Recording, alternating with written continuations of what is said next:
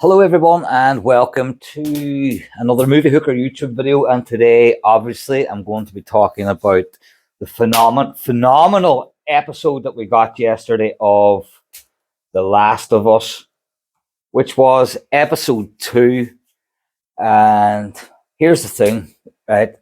I've been watching zombie stuff for I don't know, I think 35 years, and I love zombie stuff. I know zombie stuff ain't scary, but yesterday was the first time I was proper creeped out by some sort of like virus infected, zombie apocalypse. It was the first time, and it wasn't the clicker scene. The clicker scene was just, it was masterful. It was the like Tessa's scene at the end. But yeah, before we get into that, I want to go through the whole episode with the opening shot. Not with the opening shot. Let's talk about the Jakarta. So as we know, in the first episode, when they're eating their eggs in the morning because they've no flour, because it's in the grain and the flour, there's a news bulletin on the radio about Jakarta. And episode 2 then takes us back to those events, of what happened. And again, this deviates away from the games, but just adds a little bit more depth to the infection, and they're able to explore this world even more without affecting the love and the care that they're approaching this series with. So yeah, I think that this whole Jakarta scene was just so brilliantly built on like silence. Really, there wasn't a lot of dialogue. It basically the conversations took place between a mycologist. That's a new word for me, by the way. It's like someone who just studies fungus. All right, Bella. So yeah, it takes place between an army official who's probably the head of the disease control and this mycology professor, and she is the first person to witness the cordyceps apocalypse at first hand when she cuts open a deceased body and sees the fungus in the leg, and then when she goes into the throat with the pliers and brings out like a load of little tendrils. And it's like, holy shit, that was brilliant. And her just trembling. Now, if you do notice at the very, very start as well, she's eating, right? So she's already infected. And not only is she eating, I've watched it 3 times now. She's eating a salad, like a green leaf salad, but also battered chicken, which is flour. So she's already fucked. So when she's talking to the army official, and you see her hand trembling, I'm sort of thinking, is that, there's my postman. I'm sort of thinking, is that, is that the start of her infection, or is that her trembling because she knows that like everybody's absolutely, there's no hope for humanity anymore. So the army official is like, we need a vaccine or some sort of medicine. She's like, there is no medicine. He goes, what will we do? And she says, start bombing, bomb the city, bomb everybody in it. And then she just wants to go home and pretty much say goodbye to her family. That is just, it's proper drama is what it is. I really think that, So then we fast forward to present day, 2023, and the opening shot we get of Ellie lying on the ground is she's lying on the ground with all these rays of light on her, and she's like in a fetal position, and she wakes up and she looks, and like Joel and Tess are just like fucking, they haven't taken their eyes off her the whole night, and they're in high alert, and I thought that was quite funny. And yeah, so we're back with Joel and Ellie, and again, episode 2 really puts the controller back in your hand. We do get a lot of sort of memorable gameplay moments in there. So I'm just going to go through my review here, and when Ellie goes outside for the first time during the day, and she's just amazed by everything, and she was expecting swarms of infected running at her, when really you can hear the sun is shining, that there's birds in the sky. Um, the whole city of Boston is absolutely fucked. It is like it's been bombed, and we know that. So that is obviously the start. Also confirms as this is the approach that pretty much all the military around the world had was they slew the infection. They started bombing the cities. So yeah, that was cool. All the buildings were just like covered in nature, reclaimed everything, and not only that, the cordyceps fungus is like everywhere. It's all over buildings and it's all inside buildings. It's underneath the ground. This virus is absolutely terrifying. Uh, so yeah, in that moment as well, when Ellie says about she was expecting swarms of things, she also says she was uh, she was expecting zombies with their heads split in half and they only see in the dark. And then this is what she said: giant ones that explode spores on you. Now, here was the thing: when I heard that they were going to change that whole aspect from the game, that it wasn't going, like spores wasn't going to infect you. Sorry, I was a little bit, oh man, I really like that, but it seems that yeah, it's the spores can still infect you. The only difference is that we're not going to see the characters put on a load of gas masks throughout the game. But for those who don't know this, like I think we've seen like a runner, and we have seen a clicker now. But there's also other zombie hybrid fungal hybrids. Bella, do you like The Last of Us? Do you like The Last of Us? Do you remember you watched it and there was a dog in it, and you were like worried about the dog? Yeah. So, yeah, like these ones are called bloaters, and I thought maybe that it wasn't spores that they exploded from. I thought it was acid, and either way, acid or spores is still horrible. But Ellie just confirmed that the bloaters on the bridge. Ellie just confirmed that the bloaters do explode spores. So we have yet to be introduced to the bloaters. So this is the thing. They've also changed the whole infection, the cause, not the cause of infection, and the way that the infected actually infect other people, and that's with the tendrils coming out of the mouth, and that is like it was a really nice approach. But we also learn that they're also connected.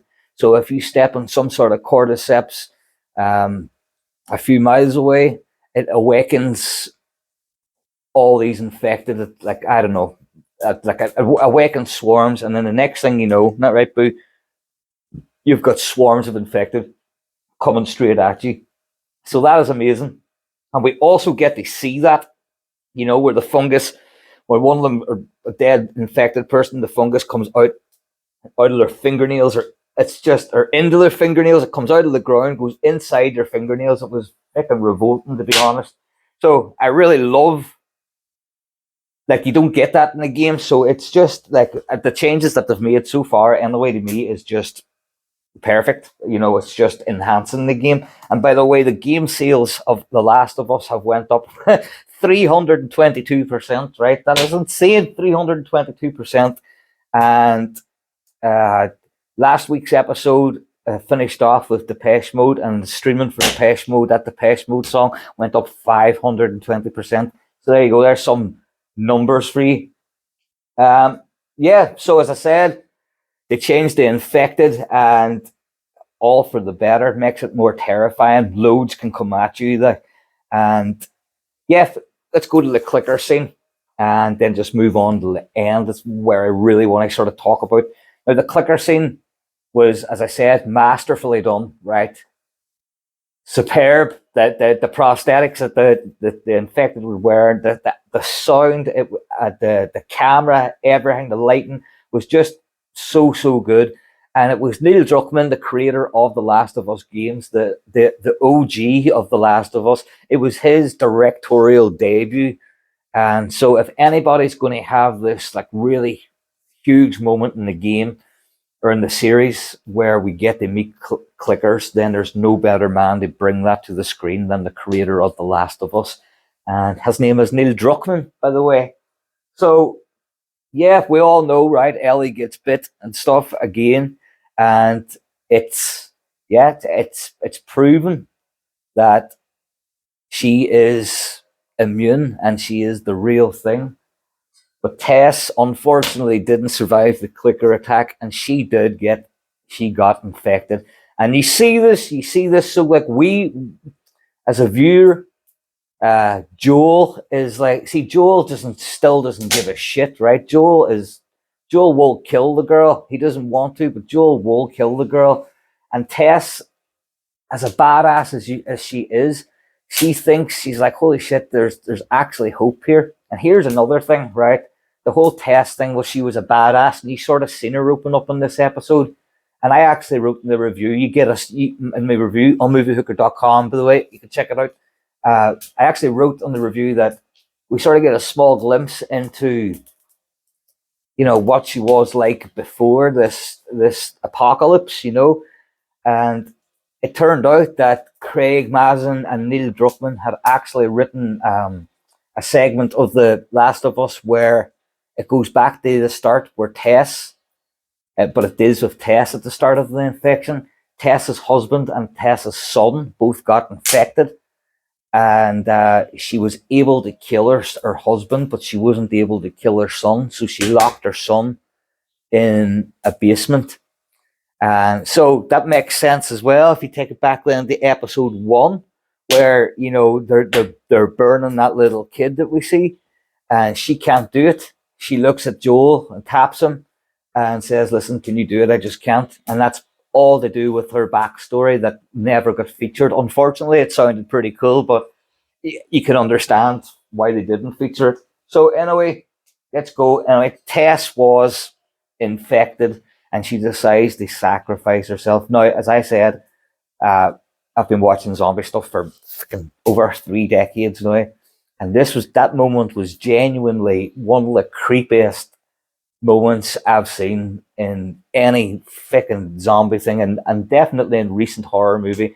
It was just it was just so well done, right? And I was actually reading some comments as well today, and people are thinking, why would she just let that guy go up and infect her like that? And other people were saying, it's she was trying to bite like in Joel and Ellie some more time, and it's like that is not what happened. What happened is that fungus is inside her, and it so obviously has a connection now with absolutely every single being out there. That's why we see when the fungus awakens the horde. That's why we see that particular zombie or mushroom zombie. I don't know, uh, fungus monster. That's why we see that particular one wake up first, because he's the one drawn to Tess, to her tendrils, to her fungus. And yeah, so that scene where Tess it's just like her last little bit of humanity, and she's able to click the lighter and set everything on fire, and everything she able to destroy the horde anyway, or slow the horde down for a thing. But that scene where the zombie just comes over, you know, it was just it was shot unlike anything that you've seen where something like that happens to someone in like a zombie series. Usually they're screaming and fighting and blood everywhere. This wasn't. Um, Tess still had a little bit of humanity, but this was like fungus looking to meet the other fungus, you know what I mean, and hook up. And that's very much what Druckmann and Mazin had in mind. They actually shot that scene as if they approached it like from a romantic point of view, and they shot it as if it was like a love scene. And that's why we get to see a beautifully lit room, and then this side shot of like them going for like this kiss of like fungus death. And but yeah, it was just masterfully done. That there scene just completely creeped me out. And I've watched this episode now 3 times, and it still creeps me out. And I'll fuck knows how much I'm going to watch it by this time next week. Now hold on to see if I've missed anything here, because I really wrote a big sort of a really big review. So give me 1 wee second here. Um, like also with Joel and Ellie, we're starting to see a connection, and that sort of connection you can see take place in the clicker fight. You know where it Ellie is with Joel and she wants to be behind Joel because at the end of episode 1, Joel almost kills that guy, and she's like, right, this guy can handle himself. So when push came to shove, Ellie automatically went to Joel, and Joel is constantly reminded throughout the episodes of little gestures and just her mannerisms, and of his dead daughter, and it terrifies him. But you can actually start to see this beautiful bond now between Joel and Ellie, and it can it's going to be one of the most amazing relationships put on screen. Right, I actually wrote that. Yeah, like in this episode, we really start to see the bond between Joel and Ellie. Joel is constantly reminded in small gestures by Ellie of his dead daughter Sarah, and it terrifies him. We know his resistance of not trying to feel anything is slowly breaking. And there's also Ellie, who's really seeking the approval of some sort of parental figure, not just anyone, but someone who can protect her and go to extreme limits to do so. And these two really need each other. So yeah, I think that's really all I want to say, man. I really wanted to touch on that last kiss scene, and yeah, it was the stuff of nightmares. The whole episode was just so well done, and I really hope now that people who think, this is just, yeah, another zombie series, but it's good. This isn't just another zombie series, and like, it's all about the tendrils. It's all about the network of the horde. It's and underneath it all, you've got this like really, really deep human story. And guys, I can't wait for people who haven't experienced the games for you to see what comes next, because there's a lot to come, and there's a serious fucking. I'm not even going to say it. I'm not even going to say it. That's it. Anyway, right. Thank you very much, everybody. Cheers, and that's it. The Last of Us Part 2 review done. Bye.